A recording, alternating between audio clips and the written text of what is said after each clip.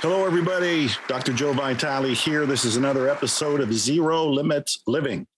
Every week, I bring you inspiration and information to transform your life. This show has become so popular so quickly that it is now seen or heard on 1,000 different platforms, including Roku, Apple TV, Amazon Fire, the Lux TV app. And I put up a website at ZeroLimitsLivingTV.com where I'm putting all these episodes up for easy access, ZeroLimitsLivingTV.com. So are you ready? Let's just jump right in.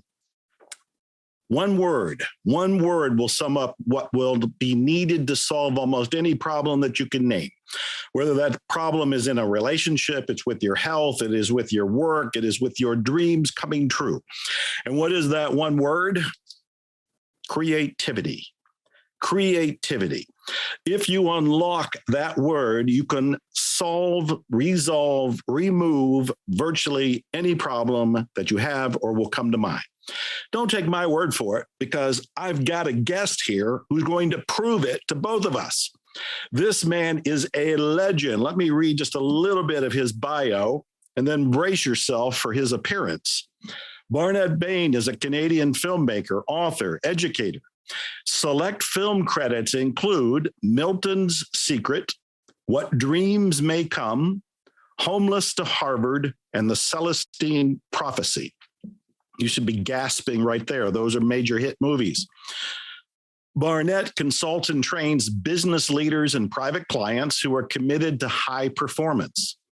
Through his creativity workshops, Barnet guides people of all ages and walks of life to expand their vision of what is possible and develop their gifts and talents with passion. Barnet is a faculty member of Columbia University, Spirituality Mind-Body Institute, and the Esalen Institute. He's the author of two fantastic books. I'm going to say them and hold them up. The Book of Doing and Being and The Third Story. And he's here. Barnet, how are you?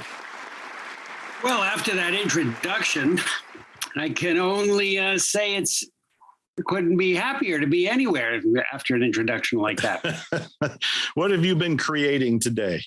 Well, I've been writing today. I'm working on a new film today. I'm working on a new book today.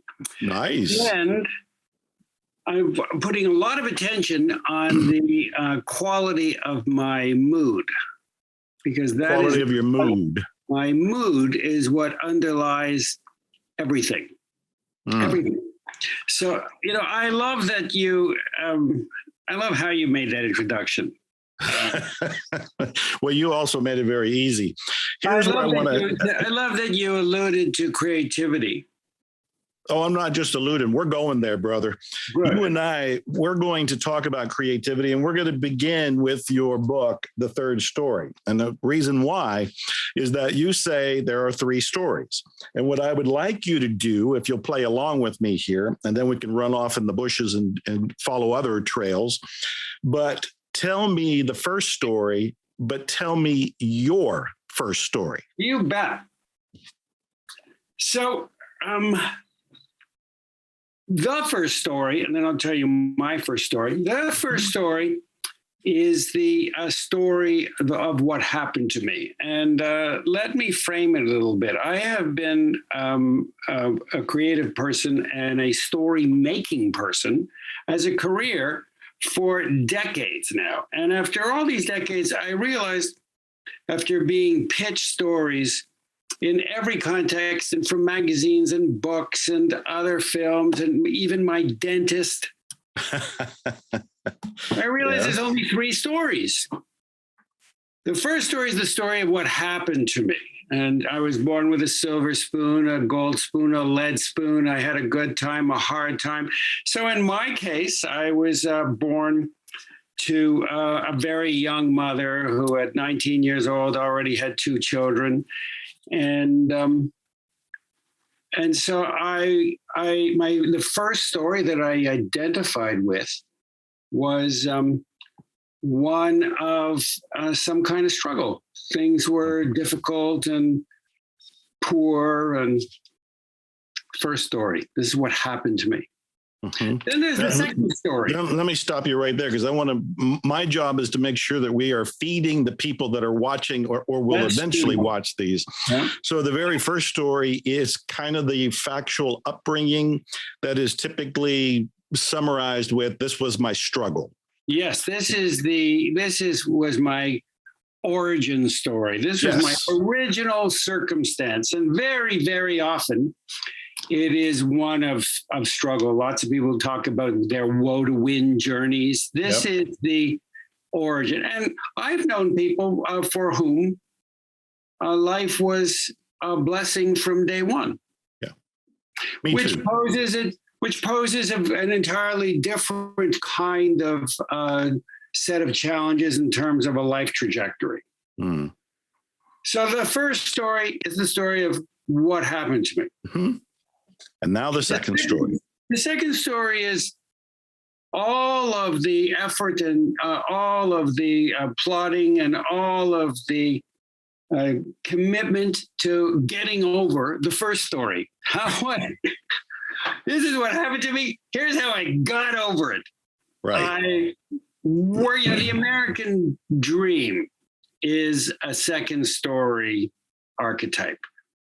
And what is your second story? You can become anything, and then, or you become the boss, you run a business, and then I get all kinds of education, and then I marry the woman, I marry the man, I gain the weight, I lose the weight, I make the million, I lose the million, and then this is all of the strategies that we unpack to get over the first story, to become winners. And what is your second story?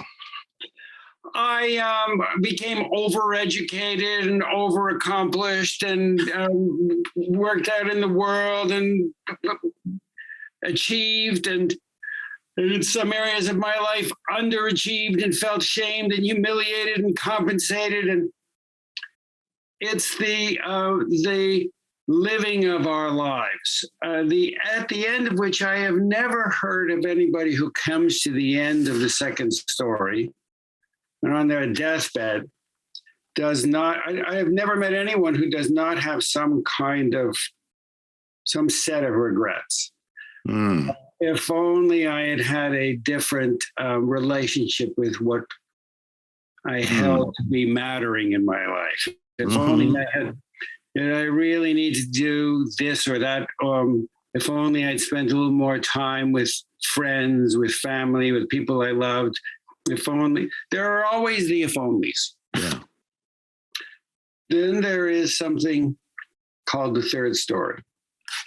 And that is the title of your book, The Third Story, which is a great title, by the way. I'm sure you know that, but it's very riveting. It's like the third story. First, what were the first two? You just told us. Third story. Tell us about that. The third story is what happens when we begin to relate to the living of our lives as a creative act from soup to nuts. Mm-hmm. Not simply siloing my creativity we think of creativity as inside the seven arts, classical arts.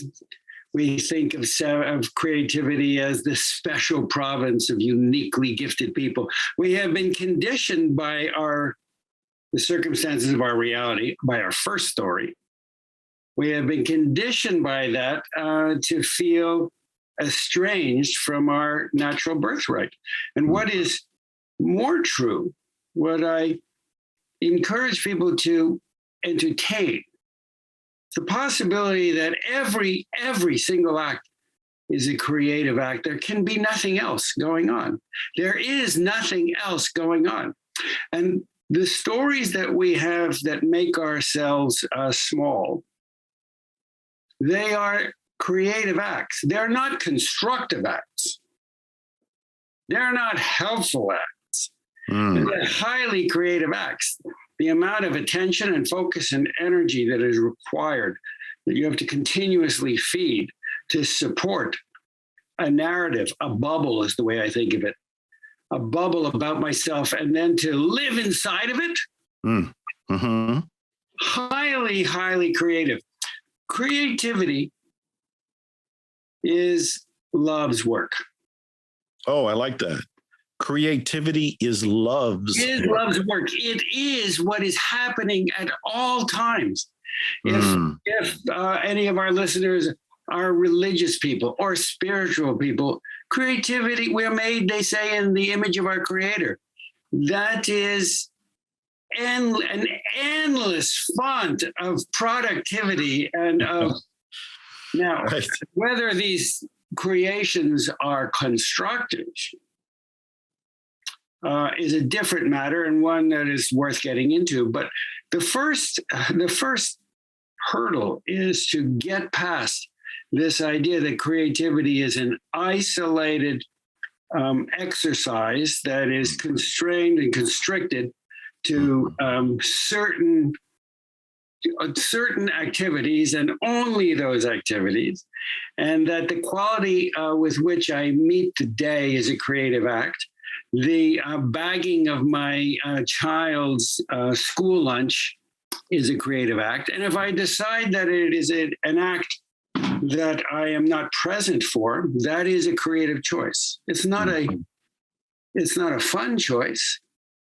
It's not a constructive choice, but it is a creative act.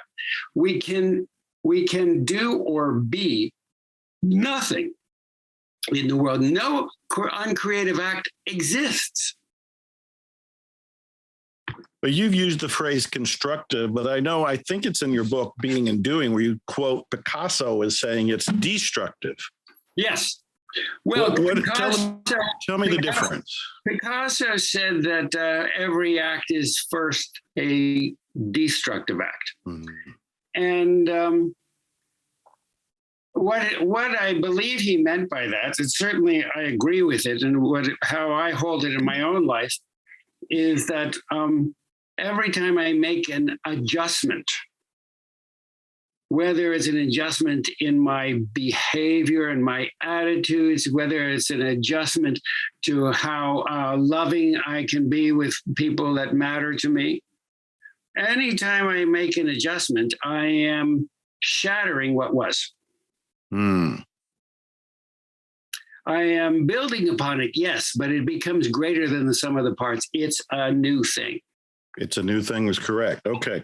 So the subtitle of the book of Doing and Being says Rediscovering Creativity in Life, Love, and Work. And I've spent most of the yesterday and today with your book, doing a lot of the different processes in here. Very beautiful, very well done. I applaud you for your book, both of them. I love both of these books. And again, I am the agent for the people that are watching. If somebody is going through tough times right now, and we can select anything, COVID's still going on, there's a war going on, there's uncertainty about the future, people are confused, they're disappointed. We can look at work. That's part of what your subtitle says, work. How can they use doing and being to help them with work? I know it's a big question, Barnet, but play along with me here and let's be creative in our answer. Play. All right. Let's play. As you well know, there are infinite ways to meet work in the world. And there are infinite definitions of what work is in the world. For many, work is a tedium. For many, work is a drudge. For many, work is an obligation. And for others, work is a joy. And there is nothing that does not require focus and discipline and effort and will. And one could call that work. So for many, being conscious, by conscious, again, we can unpack that for days, for years, for lifetimes. But a function of being conscious is that I am deliberate and embracing, that I become close and tender with my patterns and my thinking and my belief systems and my decisions and my attitudes and my feelings. And many consider that work. For me, it's pleasant work. It's empowering work. It's powerful work. And I hope that it would be so as well for our listeners. Now, whether one is applying the work of being self-aware to the workplace, the traditional workplace, Mm-hmm. or to a relationship, or to a hobby, or to relaxing, there are some consistent qualities that are operating. And one of the first thing that I believe is perhaps the most powerful insight is whether or not what I am thinking, what I am feeling about the workplace or anything else, is that a new feeling? Is that feeling about now? Or is it an old thought and an old feeling that I am importing into the moment? Now, I would suggest that most of what we think and what we feel has nothing whatsoever to do with what is going on. I'm only chuckling because I've been there and I know exactly what you're talking about. Most of what we're living is deja vu. It's the program that's still running.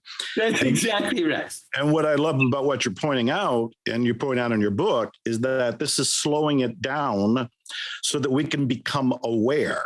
Even in your questioning right now, you're asking us to be aware. Is this a new thought? Is this an old thought? Is this a new feeling? Is this an old feeling? And as you're pointing out, and it's been my experience, most of the time it's from something in the past being replayed. That's exactly right. And so when we begin to become close and develop a relationship with ourselves in this way, how we hold work begins to change. It begins to become playful. Many opportunities present themselves that would have been heretofore unavailable because we're always functioning in deja vu. So it rules out most of the playbook that is being presented to us by life.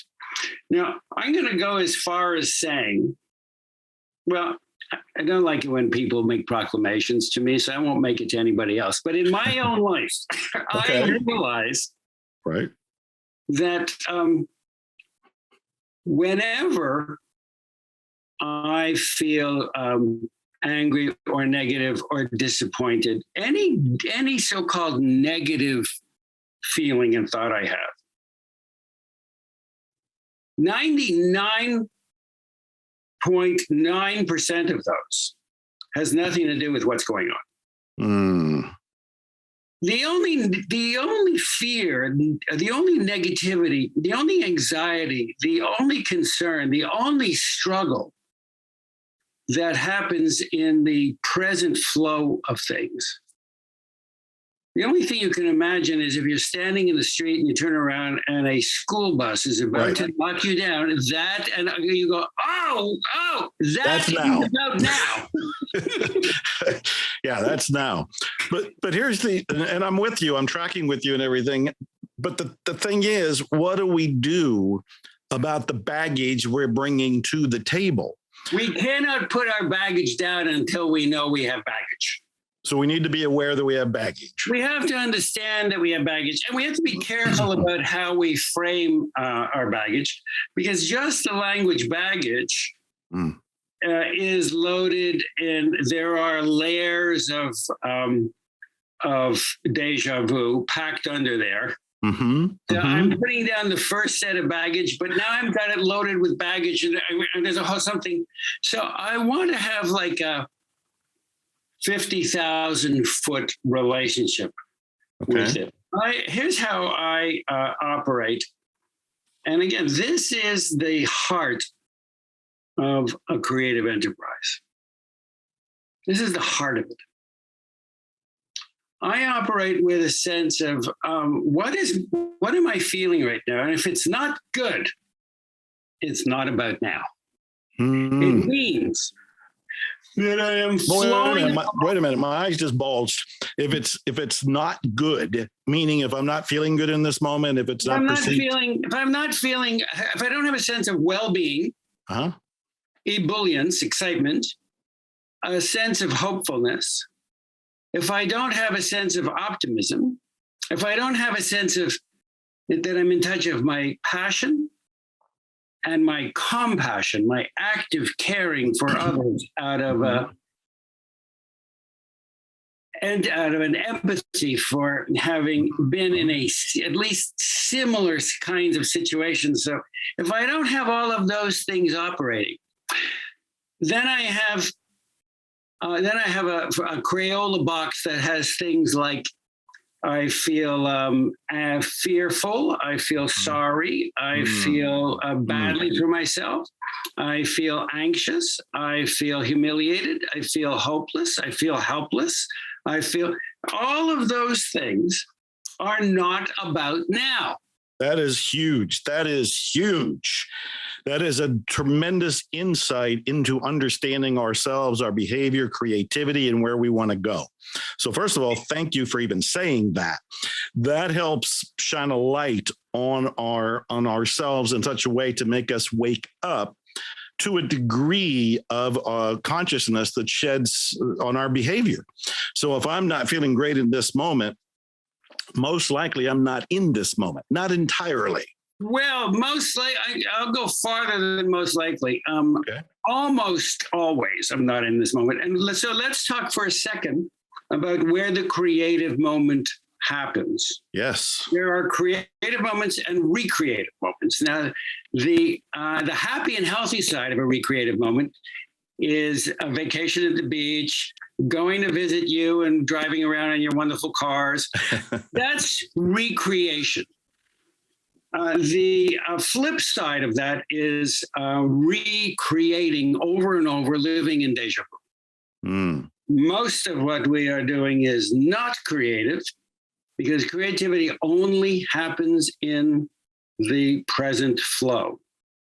Now, I realize that my ability to be in the present flow is subject to what I call interruptions at the rate of maybe 20 an hour. What do you mean by interruptions? So when I have an interruption, I am in the present flow of things. And something arises in the present flow of things that is either the same as, similar to, familiar, or remotely familiar, not even in an aware sense, but in a body sense. The body holds everything. It's the body is your subconscious. Well, we're walking through our subconscious, but the body's the first stop. Right. So it's the body recognizes something similar before I do. And it immediately fires up a message to the file cabinet, which if it can't find anything, makes something up. But that corresponds to an earlier, I'll call it an injury, emotional, mental, or physical, an earlier injury. And now I have evacuated the present. I have evacuated my body. I've taken up residence in my precognitive awareness, and I'm running through data, mostly false. And even if it's not false, it's not about now. Oh, this is good. And in your mind, you're being chased by a lion. I'm being chased by a lion, or the tax man, or the health man, or the whatever it is. It is not. It's an old file. It's an old message. It is not about now. I'm projecting it into a future that is not a legitimate future. Future is attached to hope. Hope is a clean, beautiful, creative act. But we have learned how to pollute it with deja vu. So hope is now the province of desperate people.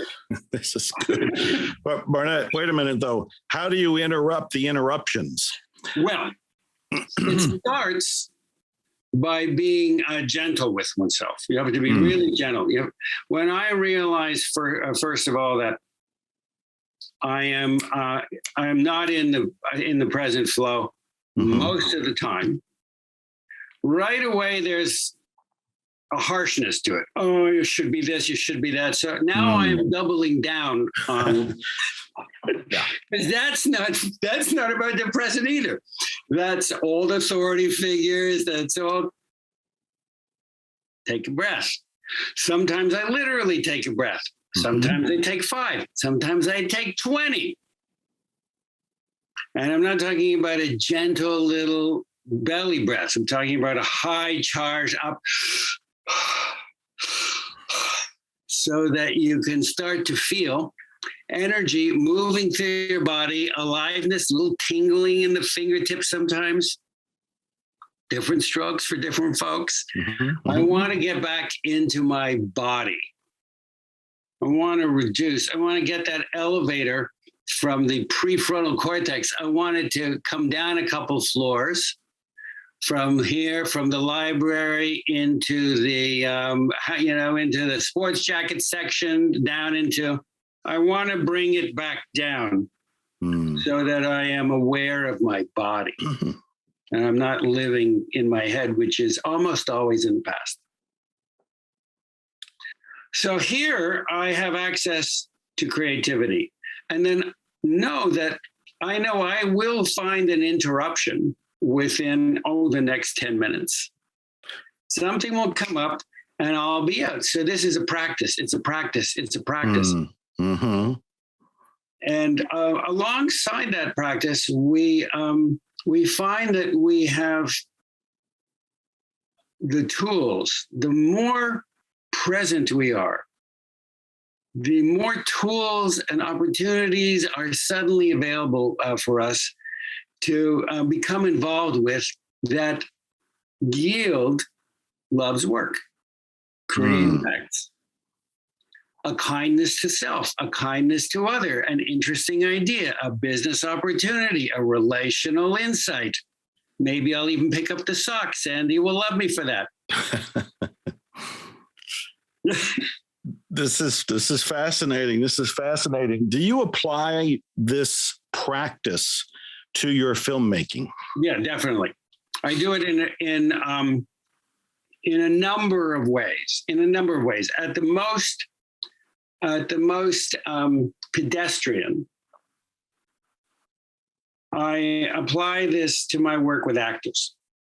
Oh, can you give me an example? I want my actors to be here now, not then and there. So when an actor is watching themselves, they're not in the flow, so nothing new is happening. What is happening is behavior that a camera reads as self-conscious. Oh. There is no wonderful performance. There is no such thing as a Meryl Streep performance where she's thinking, do I look good?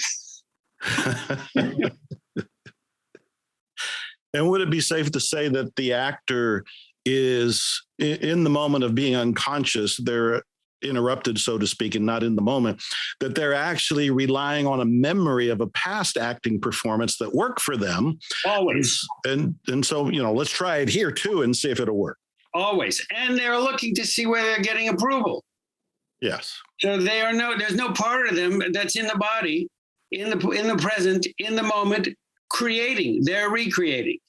So what I do with actors is we train to breathe, and then we'll do 50, 60 breaths. Now, you do 50, 60 breaths without a practice. It doesn't take much practice. I can do 5, 6 breaths and feel dizzy and feel, but if I practice over the course of an hour, I can do 100 breaths where previously at the beginning of the hour, 3, 4 breaths, I'd feel dizzy. Now, when you say these 3, 4 breaths, are you hyperventilating? How deep are these breaths? We call it hyperventilating because we don't have,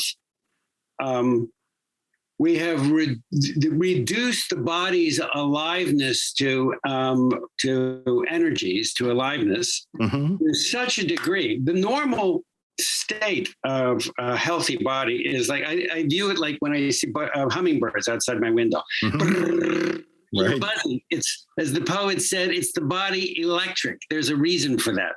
It's Mm. literal. This is not a metaphor. The body electric. So when we breathe, energy moves through our body, aliveness moves through our body, and we can feel a tingling sensation. And with practice, it's a vibration, and it's exciting, and you're very present, and it reduces mental chatter dramatically. Now, when for many reasons that happen starting very early, we are taught, we are trained to evacuate the present moment. You evacuate the present moment, you're not in the body, you're in the file cabinet.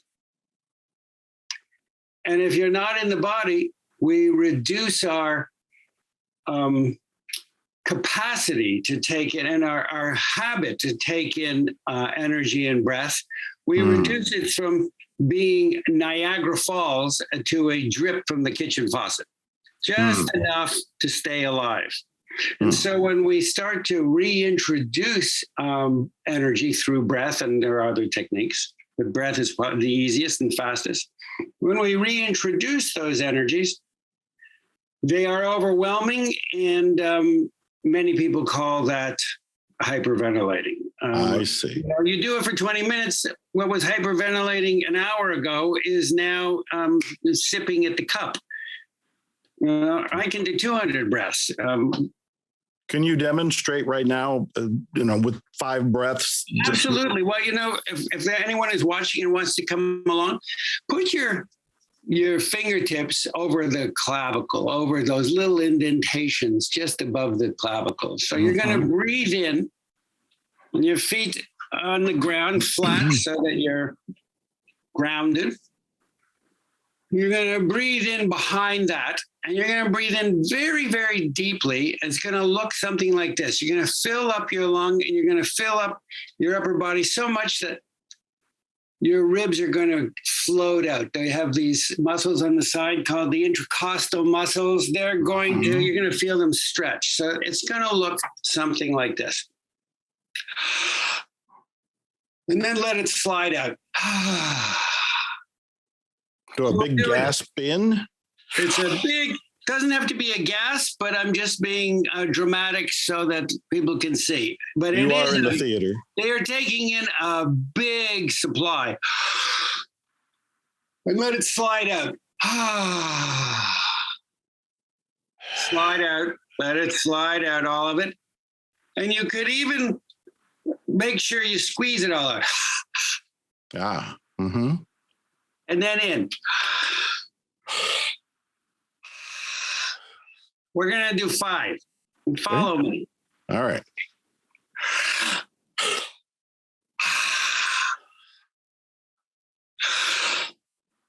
With me. In.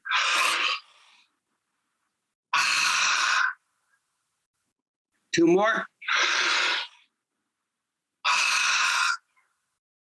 One more. And now just relax and notice what you feel in your body. Just notice. Notice you might feel like a little swirly. You might feel a little tingly, subtle, maybe not. And also notice, with your attention on your body, notice already that the thought stream is diminished.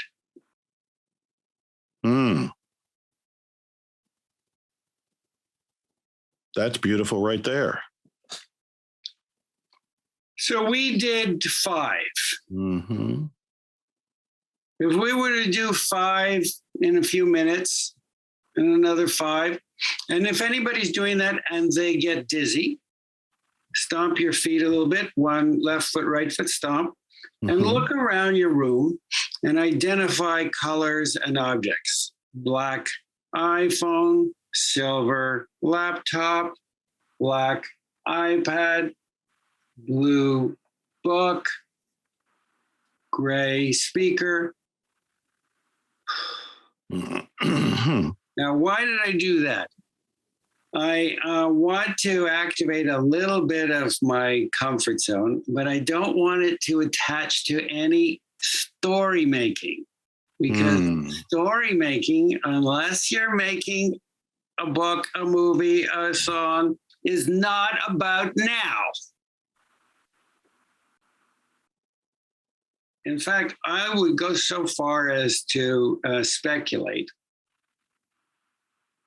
There are many people in your community, I know, and in mine, who hold that their lives are on a transformational trajectory, and that we are in some way evolving.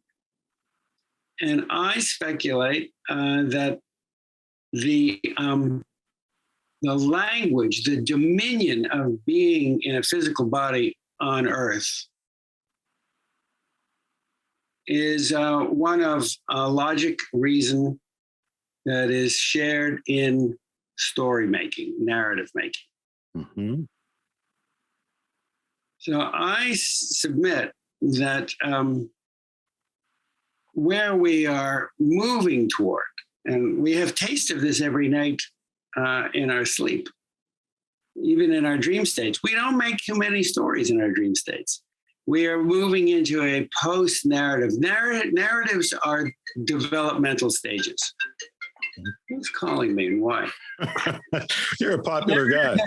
I'm talking to Barnet Bain, the book, in case you want to look at your phone, the book of Doing and Being, and the third story. And I have a couple questions for you, Barnet. I do love what you're saying, and I do love what you're doing. First question is, how present are you in this interview? I am with you.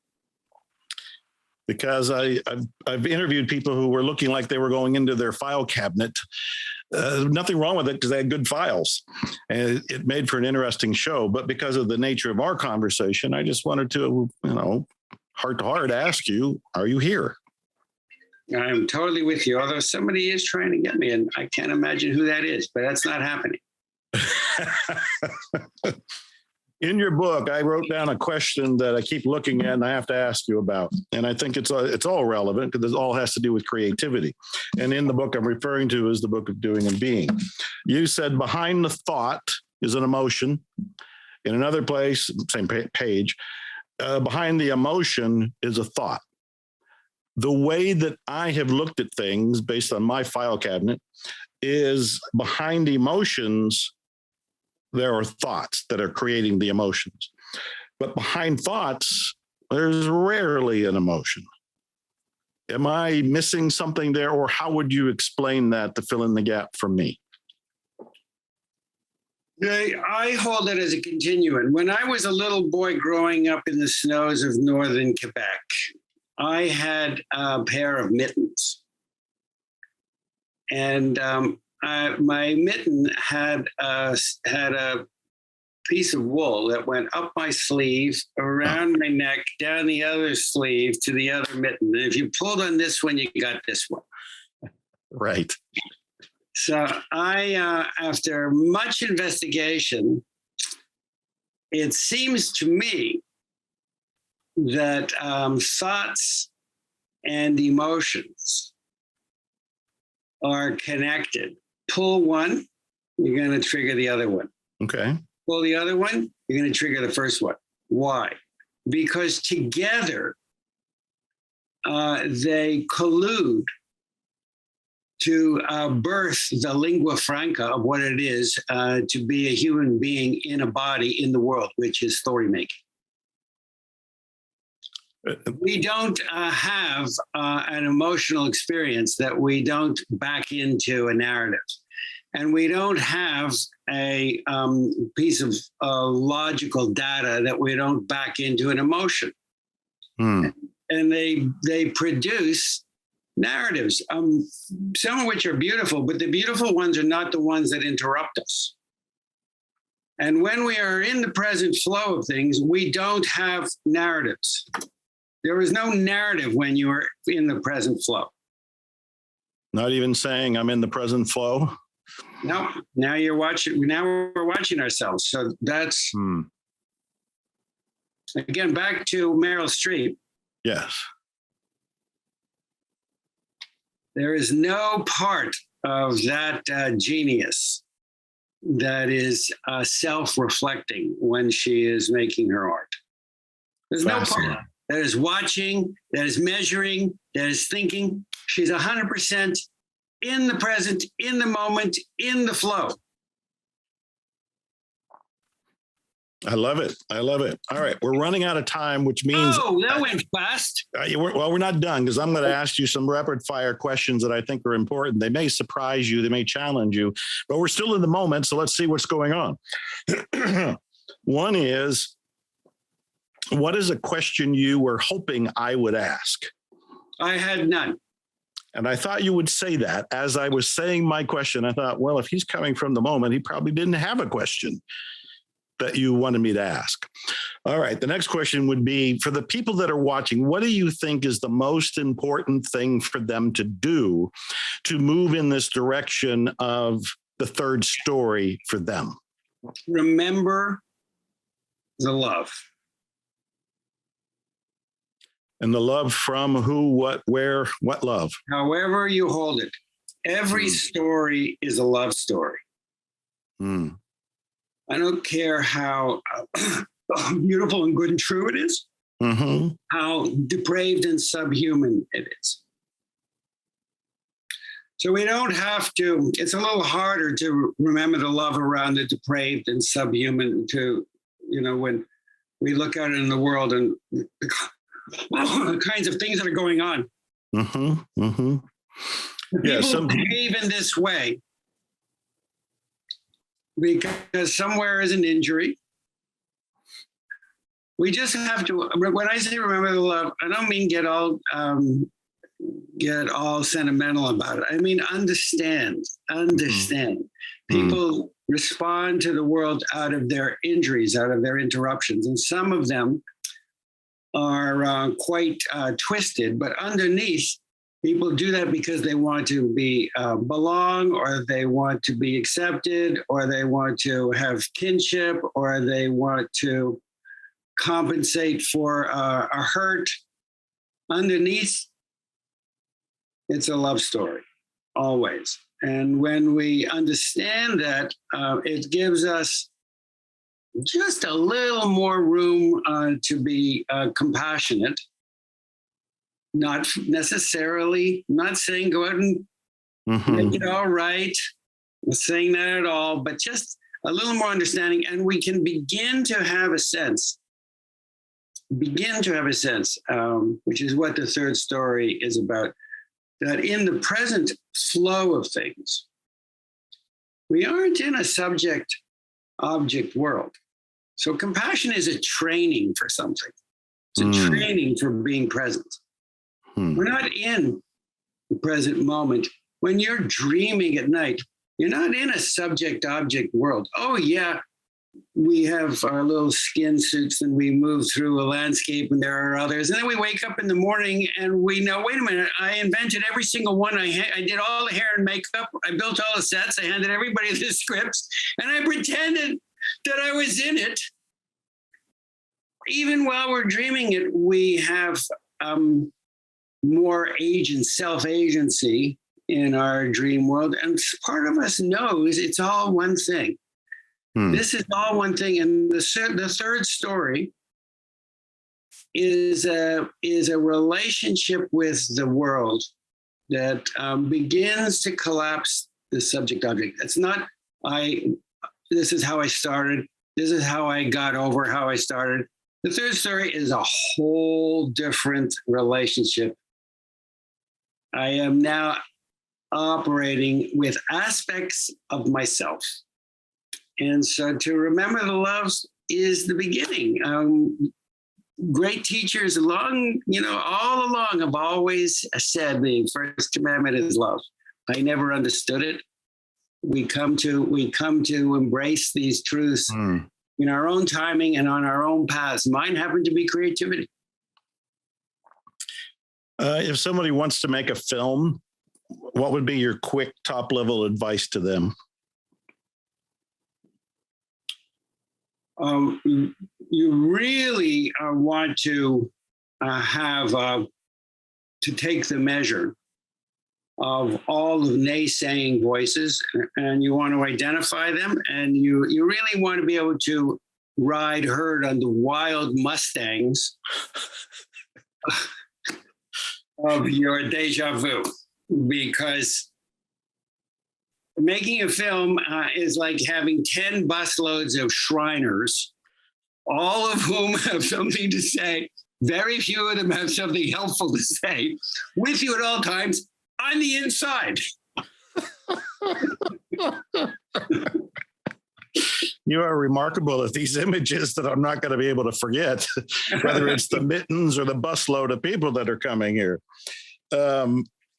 You mentioned in your book, I know we're running out of time here, but I can't shut up because I just want to dig a little bit more about all the muses in your Doing and Being book, about all the different muses. Do you have a favorite muse? I don't have a favorite move. Whichever one snatches me up. Do you know what a Nantucket sleigh ride is? No, but I'm about to.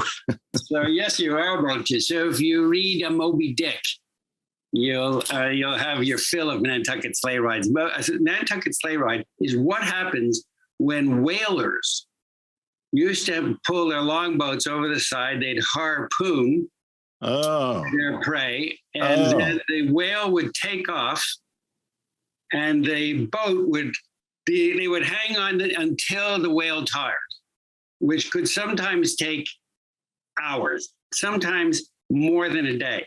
Many times, people didn't survive that,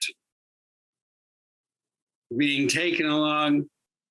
So it's quite an evocative image. When the muse seizes you, somehow I hold them as being female. That's just me. But when the muse seizes you, it's an exhilarating and safe Nantucket sleigh ride. You don't know where, you don't know when. It's not logical. It's not reasonable because the muse only operates in the present. If you're in deja vu, the muses are always present and always waiting at the edge of your deja vu, saying, will you ever tire of that game? I love that you said that they are also safe, that the inspiration was there, but it's safe. I love that you included that word. Barnet, I can't thank you enough. We've run out of time, but I want more time. Do you have any last words before I close this out? I always have the same mantra, remember the love. And I love that. Remember the love. And I have love for you. I haven't seen you in years. The next TLC or something like that. I hope I'm going to see you in July at TLC. That's nearby for me currently. Folks, I've been talking to Barnet Bain, the author of the book of Being and Doing. Go get it. It's on Amazon, The Third Story. His website is his name, Barnet Bain, BarnetBain.com. He does coaching for a select few. He's got books, he's got programs, he's got courses. Go check it out. All right. I'm Dr. Joe Vitale. This is Zero Limits Living. As I promised, every week I bring you inspiration and information to transform your life. Remember the love. And I have love for Lux Media Studios for making this possible. Chris and Nick, who are running the engineering part of the show right now. Candace Barr, who has actually made all of this possible for us. And you can watch the show on 1,000 different platforms or hear it on some of those platforms, including Roku, Apple TV, Amazon Fire, or go to ZeroLimitsLivingTV.com, the website I put up, ZeroLimitsLivingTV.com. I love you all. Thanks for making time, and expect miracles.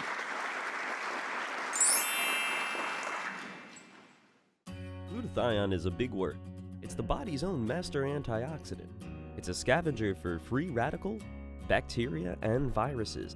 There are no products in the market with the ingredient NASET. NASET increases the production of glutathione that's in our body already to strengthen and enhance our immune system, elevate sense of well-being, support muscle strength and endurance, cognitive function, and liver support. It helps with increased energy and blood sugar regulation. Get your bottle of GSH Plus from www.salvationnutra.com.